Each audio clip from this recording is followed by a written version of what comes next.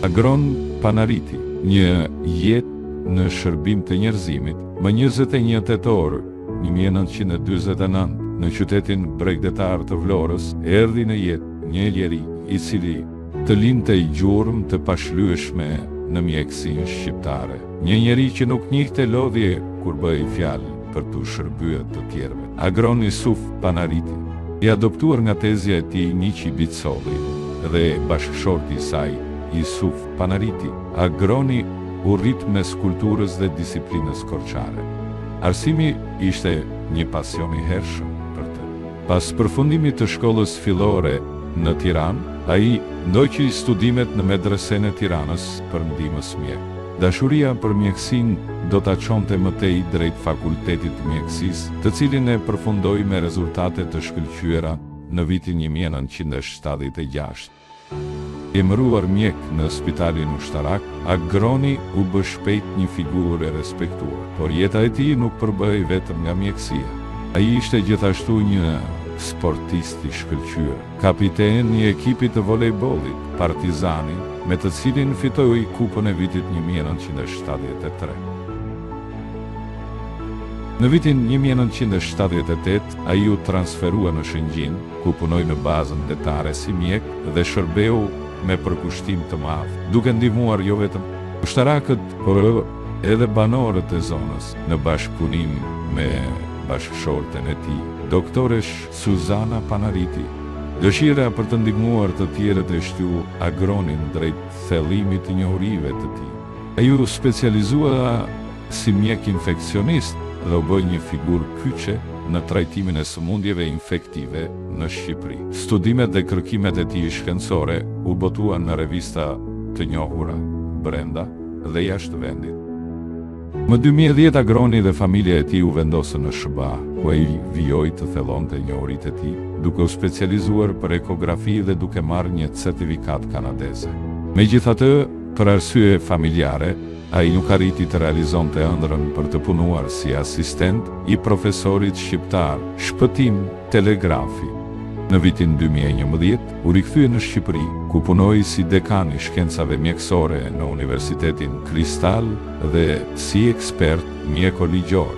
Për shumë vite, doktor Agron Panariti ka qenë pjesë aktive e kompanisë së sigurimeve Sigal dhe emisionit të saj social, duke kontribuar vazhdimisht me përkushtim përmes ofrimit të vizitave dhe ekzaminimeve falas për mijëra qytetar shqiptar në të gjithë vendin, nëpërmjet klinikës lëvizëse Sigal Vital Track. Në këtë nismë, me ndikim të madh shëndetësor dhe human, ai bashkëpunoi ngushtisht me zotin Avni Ponari, themelues dhe drejtues i Sigal, me të cilin ndante të njëjtin vizion për një shoqëri më të sigurt dhe më të shëndetshme. Klinika lëvizëse Sigal Unica Vital Track është stacionuar këtë fundjavë në qytetin e Orikumit. Stacioni i radhës i klinikës lëvizëse Sigal Unica Vital Track është fshati turistik i Tamarës. Për të dytin vit me radhë, kompania Sigal ka mundësuar kontrollin mjekësor falas për banorët e zonës së Kelmendit. Për 2 ditë me radhë në 2 dhe 3 qershor, klinika lëvizëse Sigal Unica Vital Track dhe stafi saj po ndalojnë në stacionin e radhës, në Bredërshesh të Elbasanit. Boga, fshati midis maleve në Malsinë e Madhe, ka qenë destinacioni i radhës i klinikës së lëvizshme të Sigal. Sot së bashku me klinikën, ne kemi marrë mjekët më të mirë, ekspert të disa fushave dhe natyrisht kemi dhe pajisje mjaft moderne të cilat bëjnë kontrolle mjekësore një lloj si në qendrat e mëdha shëndetësore në Tirana për Shkodër apo në qytetet kryesore të Shqipërisë. Kemi realizuar vizita mjekësore falas në disa vende në të cilët shërbimi shëndetësor jo se ka qenë i mangur, po ka qenë jo i plotësuar. Dhe qëllimi kryesor i jon ka qenë që neve të ndihmojmë dhe të promovojmë mjekësinë. Kompania e sigurimeve Sigal Unica Group Austria ka ofruar ekzaminime shëndetësore falas për banorët e Çorodhodës. Klinika lëvizëse mjekësore Sigal Unica u ndal ditën e sotme në fshatin Ublik, njësia administrative Ana e Malit në Shkodër. Për herë të parë, banorët e Belçit dhe Dumres kanë mundësinë të kryejnë vizita mjekësore falas në një kohë të shpejtë, pa radhë të gjata e mbi të gjitha nga një grup i specializuar mjekësh. jepi shans vetes. Këtë u asiguron kompania e sigurimeve Sigal. Doktor Agron Panariti administron këtë klinik. Ai ka punuar në spitalin ushtarak dhe madje edhe në spitalin e New Yorkut në Amerikë. Tashmë është rikthyer për të shërbyer shqiptarëve. Të bësh vizita falas sot nuk e di, përveç klinikës tonë nuk ka klinika tjera që të afrojnë vizita falas, edhe numri i madh mbi 4.000 veta të depistuar dhe të ekzaminuar, duke ju dhënë njëkohësisht edhe këshillat mjekësore dhe recetat mjekësore, është një gjë me vlerë për popullatën. Sigal Unica Vital Track, e para dhe e vetmja në llojin e saj në rajon, për 2 ditë me radh kreu qindra vizita dhe ekzaminime mjekësore për qindra e qytetarë të Tiranës dhe jo vetëm, që të gjitha falas.